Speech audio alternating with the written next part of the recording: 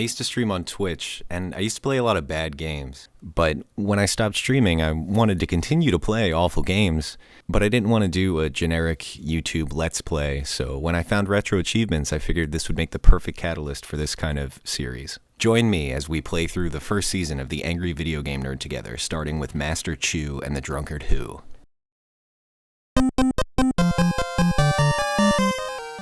This game was published by Color Dreams, who would later become Wisdom Tree, the company that would publish all those unlicensed Christian games. But this was actually developed by a Chinese company that would mostly develop games for the Mega Duck and the Watara Supervision. They went by 3 names as far as I can tell: Sachin, Tin Chen, and Joy Van, the name they developed Master Chew under. So was it bad then, and is it bad now? Let's see what the AVGN had to say about this game. And I want to say in advance that I know these videos are hyperbolic and exaggerated for comedic effect, but I think each specific point of criticism can be looked at if you disregard the level at which it's levied against the game. So he has 5 specific points of criticism. Instead of pressing A or B to jump, like in most games, you have to press up, sort of like in the Karate Kid. And maybe the control's so shitty because the programmers were trying to make Chew seem drunk. Or they were drunk themselves. This is absolutely true. You'll find yourself accidentally jumping a lot until you get used to the controls. What are you talking about? The graphics? Shit, pickle. Oh, yeah, absolutely. Pickle, shit, pickle, shit, pickle. The best effect in this game is that when standing still, Chew's clothes wave around in the wind. I don't think the graphics are bad in general, I just think the entire game is lacking animation. Chew's clothes blowing around in the wind are one of the few animated sprites in the entire game, and half the enemies are just static in the background shooting at you. Now let's talk about the sound. It sucks. Shit, and it's the pickle. same for every stage, just stereotypical Chinese music playing over and over in a loop. Shit, pickle. The music loop is pretty short, but after a while I found myself ignoring it as if it wasn't even there. So it's not great, but it's inoffensive. I've definitely heard worse. So after you beat the first level, the rest of the game is just the same repetitive thing over and over again. I mean, it's more fun taking a shit. It's not that the gameplay is repetitive, I don't think. I just think the goal is stupid. Shooting at the background to collect items to be granted the ability to fight a boss is just a silly gameplay loop. The boss fights aren't even challenging because all you have to do is stand on the platform until they turn their back, then you drop down, land a few hits, and then you repeat. This is true, easy boss fights, but it's actually worse than he even says. If you press the B button, you use the fan, which actually parries the boss's projectiles, so the boss fights are even easier than they're made out to be in his review. Also, when the boss walks too far to the edge of the screen, he'll always make his way back to the middle, which gives you so much time to just blast him away. The enemy variety is really underwhelming too. There's basically 3 enemy types: static background enemies that shoot projectiles, flying enemies that look different from each other but move in the same pattern. There's some flying enemies that go straight across the screen, but they're like arrows and lightning bolts. There's crawling enemies. Maybe there's a few more than 3. There's crawling enemies that just move slowly toward you, spiders that fall when you walk under them, and the flowers. There's flowers that shoot in 5 directions, but as long as you're on the ground floor, they're easy to just blow away. The items, there's credit cards. They're 1-ups. Pieces of paper are power-ups, and if you if you get hit one time, you lose the power-up, so these might as well just not even exist. There's yin-yang symbols that you collect 8 of them and finish the level, or you get to fight the boss and then finish the level. After you kill the boss, you get a key, and that's like the orb in Castlevania that comes down. You go on to the next round. There's a necklace that's invincibility. It doesn't last very long, although, with the achievements we're going to be getting, they're going to be nice, a little break. There's these little circles that heal a little bit of your life, and then these green guys that just start walking to the left of the screen, and if you collect them, they heal you completely. So is this game really that bad? I like to judge these retro games on 2 metrics. Was it fun? I didn't hate it, but it wasn't great, so I'm pretty neutral on this one.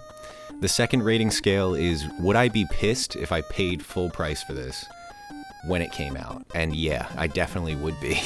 So I'll give this an out of 10, but now that we know what we're in for, let's get to the guide. This game has 2 item achievements, and 17 that you'll get organically if you beat the game. But there's one more, and it's more of an endurance achievement. If you have trouble with any of them, it's definitely going to be this one. You have to get 9 lives. So each level out of the first 7 stages gets you 1 single 1-up that will spawn usually toward the beginning, but it's kind of random when it pops up, but it'll always give you 1. and the bosses in the last 3 levels have a chance to drop an extra life when you kill them. Essentially, you start with 3 lives, and you have to survive 6 stages to be guaranteed this achievement on any given playthrough. So you have 1 life to play with. I'll walk you through the game and we'll see what we could do. So as you move through the levels, each level you have to shoot different specific parts of the background to make items appear.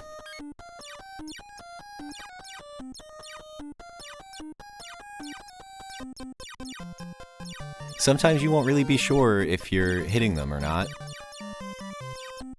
The enemies as well. I'm really struggling with that spider.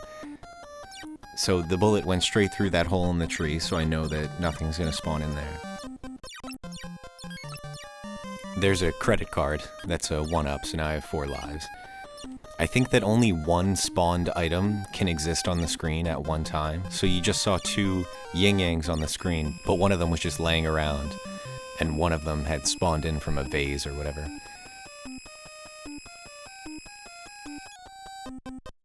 So this first level is probably where you're going to get the scroll achievement for the 3-way shot.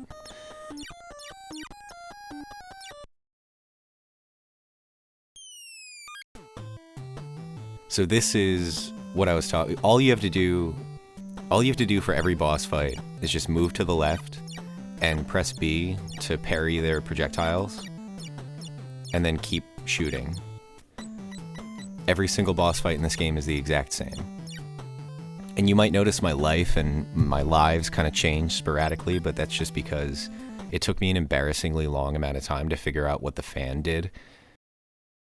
So I kind of pasted this together from 2 different playthroughs. In this level, you're shooting chests.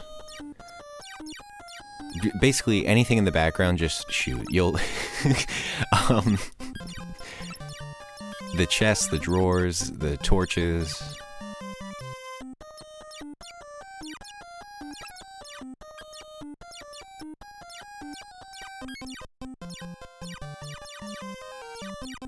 The fire, yeah, you can kill the fire. It takes 3 hits to kill the fire, so you can land on the torch.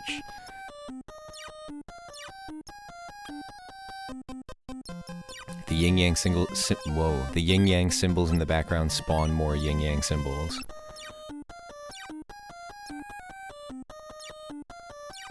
So if an item if an item disappears, another item sometimes spawns out of it, and sometimes it won't. And sometimes it's a different item, as you saw there.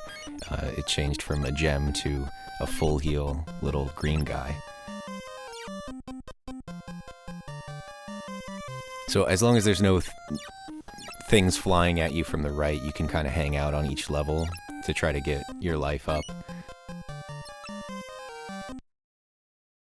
And as long as you go into a boss fight with half your life, it's gonna be easy. You just stand in the corner and just do exactly this. It's gonna be the same thing every time.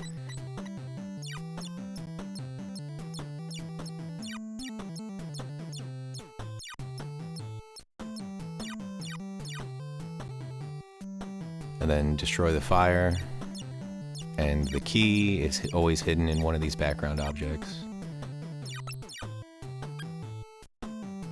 So if you haven't died yet, you'll have 6 lives, so you're gonna have to beat 3 more levels without dying. Or if you die 1 time, level 7 also has a side-scrolling level. I'll kind of well, the last 3 levels, 8, 9, and 10 are like a boss rush kind of thing. Very exciting, I know.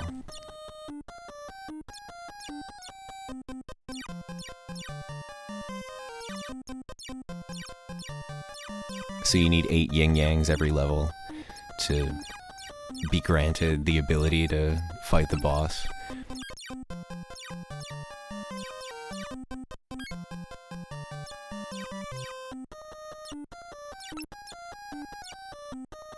Anything static shooting in the background, like these dragons here, if you just shoot where the bullets are coming from, they'll explode and then they won't shoot you anymore. There'll be no indication that they're dead, and if they leave the screen and come back, they'll start shooting again.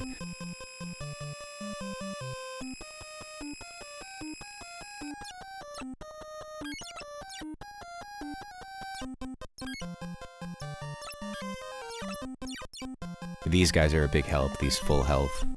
Whenever one spawns in and you need health, just reckless abandon, just go down there and get them.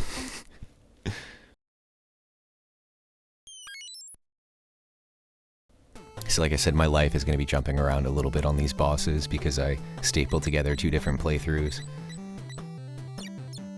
I wanted to show you the easiest way to do this. It took me an hour and a half to realize what the fan did.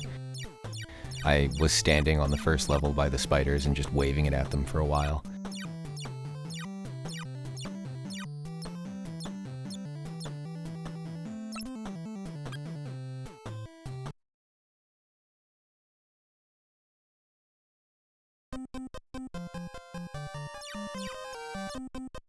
Torches in the background. So this is level 4, and you want to shoot the torches, the cabinetry, or whatever that is in the background.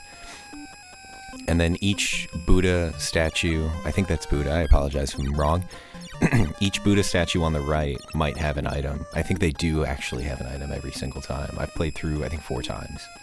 And every single time these items were in the same exact place.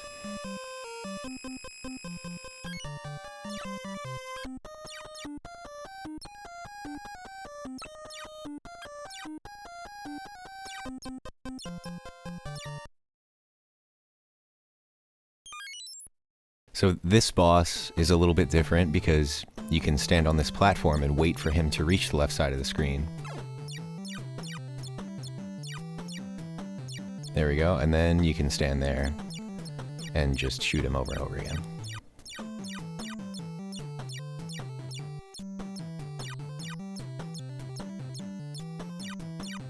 And if he turns around and shoots, just use your fan.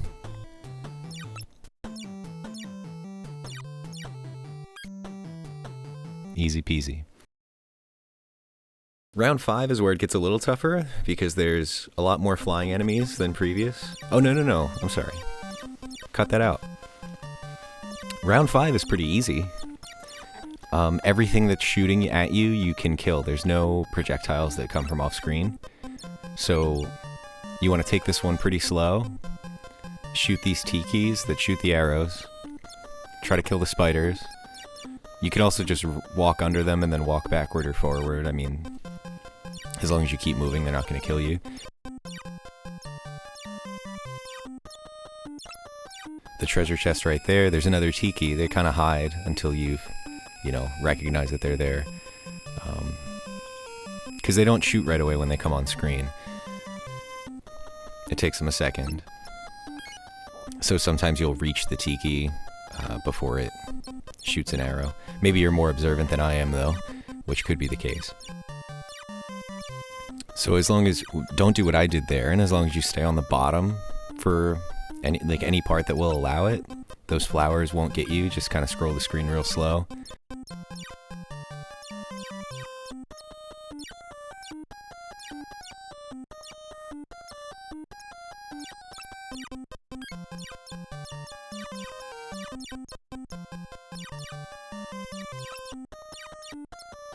And these tapestries at the end also have items hidden in them. There's a tiki down there. I think those are tikis. They look like tikis. Oh, those plants actually fire in 3 directions. I thought it was 5. And again, the same nonsense for the boss fight. Just parry his bullets and keep shooting them. You actually, it's really forgiving, the fan. You could just mash B. The animation doesn't keep up with the amount that you're pressing the button, so as long as you just continuously press B, you won't get hit.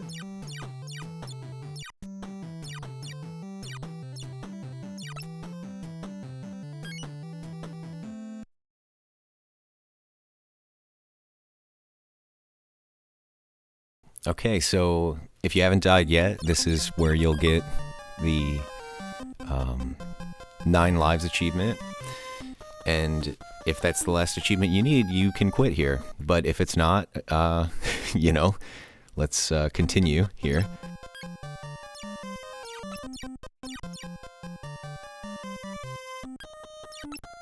That credit card could be anywhere.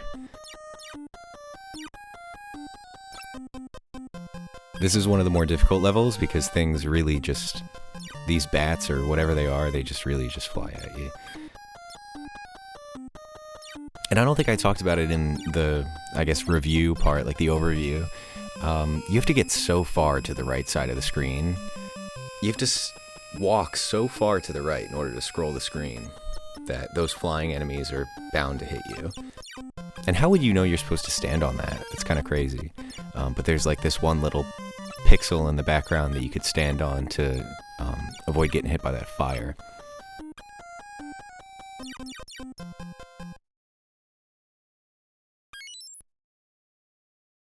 So these faces on the left and right, they shoot fire, but if you just stand in the bottom left-hand corner, they'll never hit you.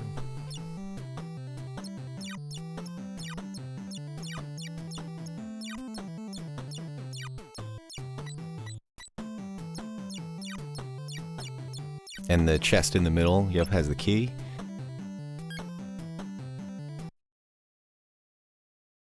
I'm not even trying to dodge anything at this point. I don't know if you could tell from the footage.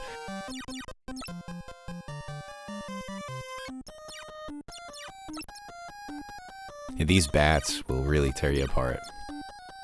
So hopefully you've gotten the 9 lives achievement already, because, I mean, you definitely can beat this game without dying. I just don't have the patience to get that good at it.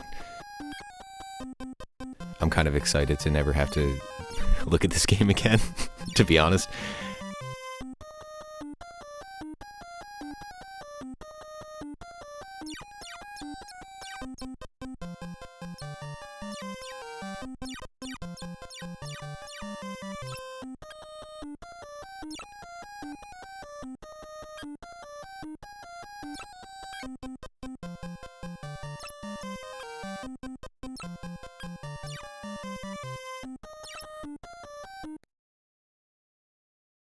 Yeah, so those tapestries at the end, they might give you health if you need it. But if you're already full, just go to the boss.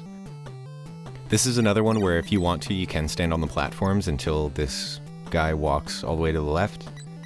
You don't have to if you don't want to. Just, you know, if you're really low health, you might want to think about doing that to avoid any possible damage.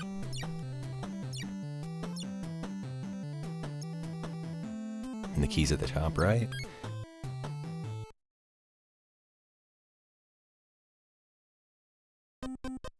So this is where the boss rush starts.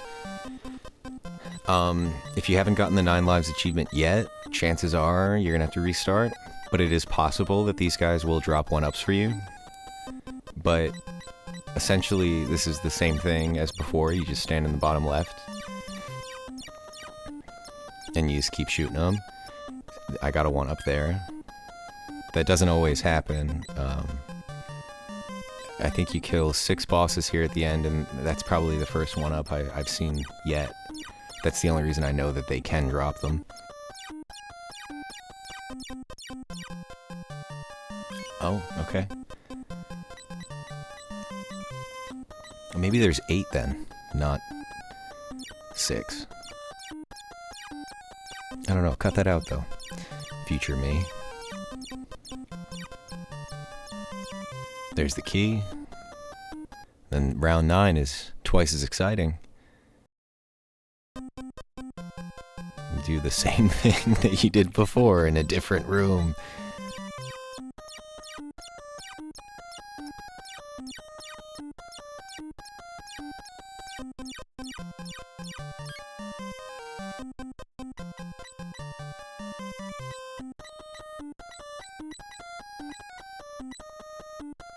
I mean, I don't really know what else to say here. You know, this face shoots fire at you, but you don't even have to come near it. It's not even necessary.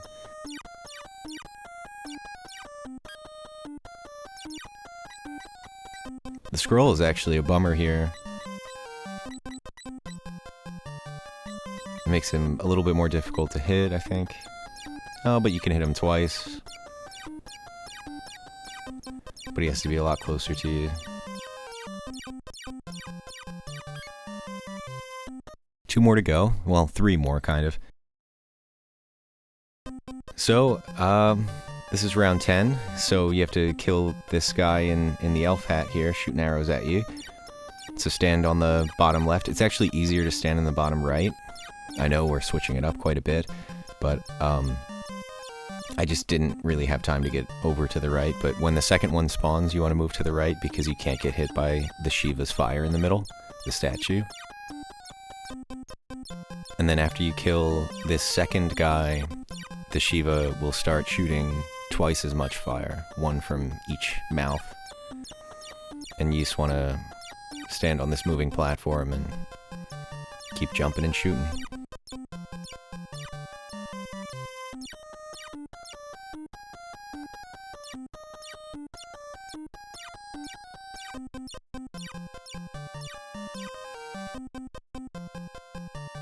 And that's the game.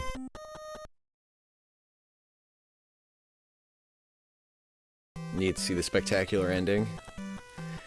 And then you can go back and try again for the 9 lives achievement, unless you've gotten it already. Then you can quit and never come back. You could also go into 2-player and see what Drunkard Who is doing. Or you could get a friend over and play this game 2-player. There they are. The boys are back in town. Yeah, that's it. I was kind of expecting this game to be a lot harder than it was, but it wasn't too bad. And I believe that you can do it. So you go out there and you beat this game faster than I did. It took me 1 hour and 40 minutes. You could hammer my time, there's no doubt in my mind. And I'll see you next time, and we'll do, I don't know what we're doing next. We'll do something, though. We'll figure it out. Thank you for watching. Alright, goodbye.